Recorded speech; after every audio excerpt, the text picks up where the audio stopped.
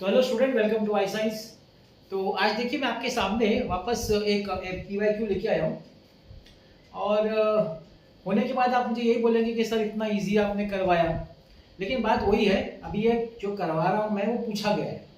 अब जब पूछा गया तो क्या कर सकते हैं, मैं आपको ये रियलाइज करवाना चाहता हूँ कि कितना इजी क्वेश्चन पूछते हैं।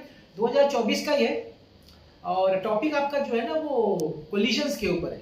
Collisions, work power and energy में अगर जो टॉपिक जो यूनिट है उसके अंदर एक कोलिजन जो टॉपिक है उसके अंदर है। चैप्टर जाने क्वेश्चन को रीड करने से पहले मैं क्या करता हूँ कि आपको कोलिजन का कंसेप्ट समझा देता हूँ, है ना, क्योंकि कंसेप्ट आ जाएगा तो सम आसान हो जाता है। अब कोलिजन में क्या होता है, दो बॉडी कोलाइड करती है।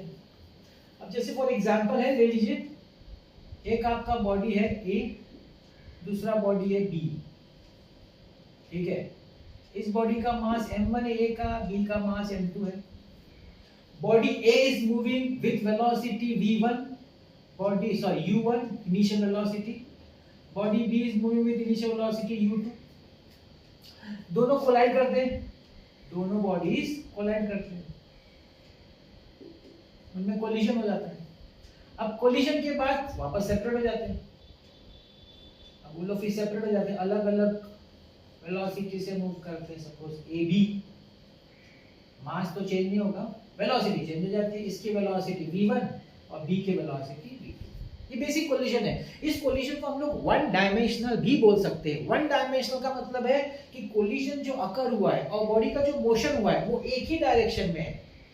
दोनों बॉडीज स्ट्रेट लाइन में है, एक ही डायरेक्शन में, और कोलिजन के बाद भी एक ही डायरेक्शन में है। आप बोलेंगे सर टू डायमेंशनल क्या होगा? तो टू डायमेंशनल ऐसा हो सकता है कि एक बॉडी यहां से आ रही है, ठीक है, बॉडी ए, दूसरी बॉडी यहां से आ रही है बॉडी बी, दोनों कोलाइड हो सकते हैं और दोनों अलग अलग डायरेक्शन में जा सकते हैं। उसको हम लोग बोल सकते हैं टू डायमेंशनल कोलिजन।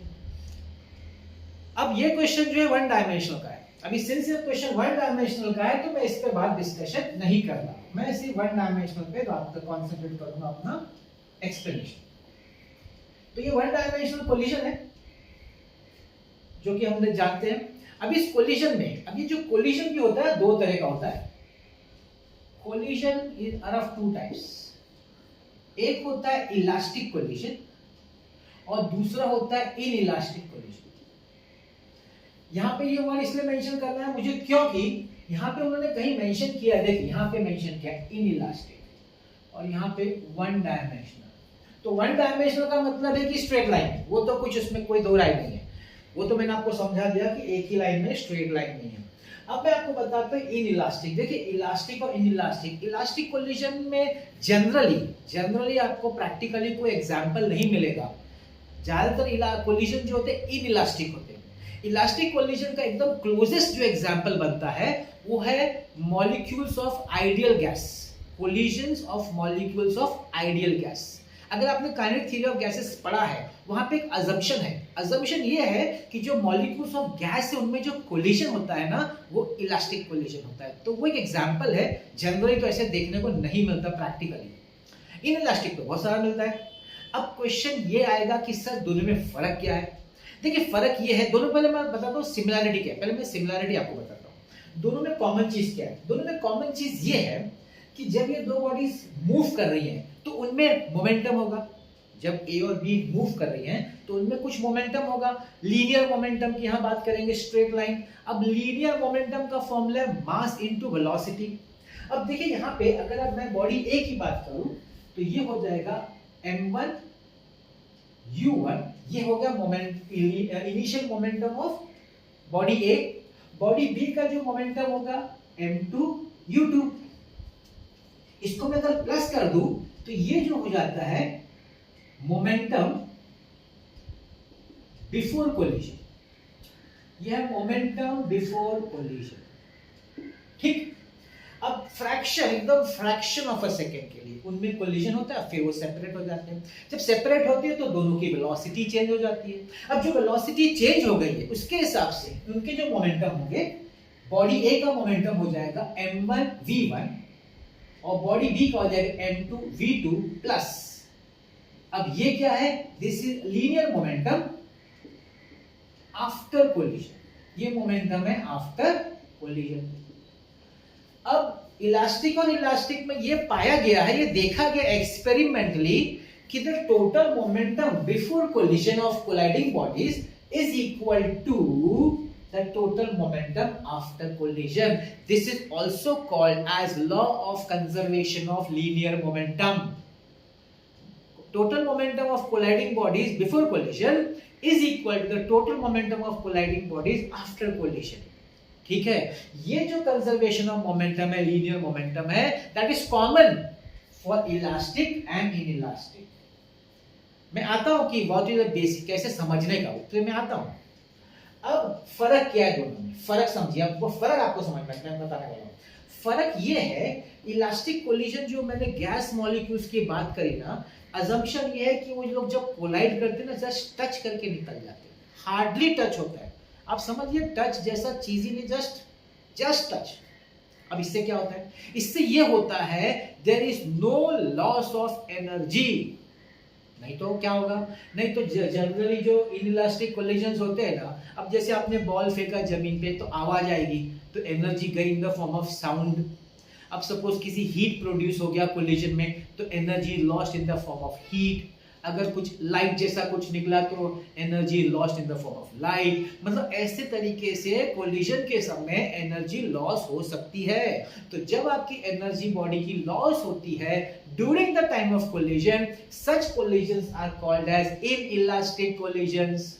और अगर कोलिजन के समय कोई भी एनर्जी लॉस ना हो, जो कि प्रैक्टिकली पॉसिबल नहीं है, फिर भी जो हम गैस मॉलिक्यूल्स का अजम्पशन करते हैं आइडियल गैस का, उसमें ये अजम्पशन है कि उनकी जो कोलिजन होती है उसमें एनर्जी लॉस नहीं होता.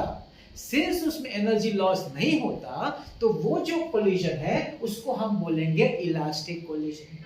इलास्टिक जब भी याद रखिएगा, जब भी इलास्टिक कोलिजन का समय आएगा, तो इसमें आपको एक एक्स्ट्रा कंडीशन आप यूज कर सकते हैं. कौन सा वाला, कंजर्वेशन ऑफ काइनेटिक एनर्जी.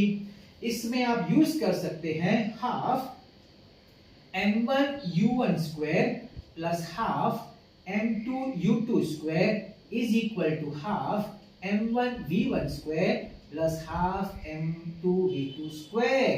ये आप कब यूज कर सकते हैं, जब इलास्टिक कोलिजन होगा तब.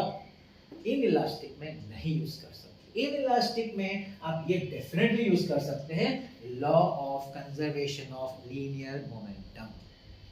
इतना कंसेप्ट आपको मालूम होना चाहिए ये सम समझने के लिए. वैसे अगर ये मालूम है तो ये सम में कुछ भी नहीं है. अब आप थोड़ी देर के बाद यही बोलेंगे कि कितना इजी सम सॉल्व किया आज. देखिए रीड करता हूं. Two bodies A and B of the same mass. Mass दोनों का सेम है, तो दोनों का सपोज बॉडी ए जो है उसका मास m है, बॉडी बी जो है उसका मास भी m है. undergo completely inelastic one dimensional collision. तो ये सब मैं आपको समझा चुका हूं. तो the body A moves with velocity v1. तो ये देखिए m1 की जगह मैं m लिखूंगा क्योंकि बॉडी A की मास m है. वेलोसिटी वो लोग ने v1 बोला है तो v1 लिख देंगे, प्लस बॉडी B की जब मैं बात करूं तो मास सेम है तो m लिखेंगे. अब बॉडी B के बारे में बोला है कि बॉडी B तो भाई रेस्ट में है. अगर बॉडी B रेस्ट में है तो उसकी जो वेलोसिटी u2 इनिशियल वेलोसिटी होगी वो 0 होगी. इज इक्वल टू, देखिए अभी क्या बोल रहा है, the velocity of the system after collision is v2. Do you understand that? इसका मतलब समझ में आया क्या? अब यहाँ कोलिजन के बाद वो लोग दोनों का सेपरेट वेलोसिटी नहीं बोल रहे हैं, वो ये बोल रहे हैं कि कोलिजन के बाद पूरा सिस्टम मतलब A और B का मिला के वेलोसिटी है v2. ये पता है क्या होता है, इसका क्या मतलब है? यहां पे एक वर्ड यूज हुआ है, कंप्लीटली इनइलास्टिक. अभी इनइलास्टिसिटी का ही पता है अपना एक वैल्यूज रहता है, वो कोएफिशिएंट ऑफ रेशियो e से 0 और 1 के बीच में वो वैल्यू रहता है, रेशियो मतलब नॉट रेशियो, वैल्यू. मतलब जितना क्लोजेस्ट रहेगा 1 के उतना ज्यादा इलास्टिसिटी होगा, और जितना क्लोजेस्ट रहेगा 0 के उतनी इलास्टिसिटी कम होगी कोलिजन, मतलब ज्यादा इनइलास्टिक होगा. अब अगर मैं कंप्लीटली बात करूं तो समझ में आया, कंप्लीट इलास्टिक मतलब जब बॉडी कोलाइड होती है तो चिपक जाती है. चिपक, जैसे आपने सपोज मट्टी लिया, मट्टी, गीली मट्टी, और ग्राउंड पे फेंका। जब आपने ग्राउंड पे फेंका तो कोलिजन तो हुआ, लेकिन मट्टी ऊपर वापस नहीं है बॉल जैसा, वो तो चिपक गई। ये हो गया परफेक्टली इनइलास्टिक, जहां पे इन लोगों ने वर्ड यूज किया कंप्लीटली इनइलास्टिक। तो जब कंप्लीटली इनइलास्टिक होगा तो फिर दोनों सिस्टम चिपक जाएंगे, और अगर मूव भी करेंगे तो साथ में मूव करेंगे, सेम वेलोसिटी से मूव करेंगे, उनमें कोई भी बदलाव, दोनों की वेलोसिटी अलग अलग नहीं होगी क्योंकि वो चिपक जाएंगे। ऐसे कोलिजन्स को बोलते हैं परफेक्टली या कंप्लीटली इनइलास्टिक कोलिजन। उनमें ई का वैल्यू 0 होता है, 0। Is it right? तो यहां पे आ जाएगा, दोनों का मास ऐड करेंगे m प्लस m, और वेलोसिटी बोली है कितनी, v2। यहां पे देखिए v2 होगा। Let's solve this. सम तो हो गया भाई। m v1 is equal to 2m v2। m और m कैंसिल, हमको v1 अपॉन v2 चाहिए। तो v1 upon v2 is equal to 2 upon 1, and 2 upon 1 option is D।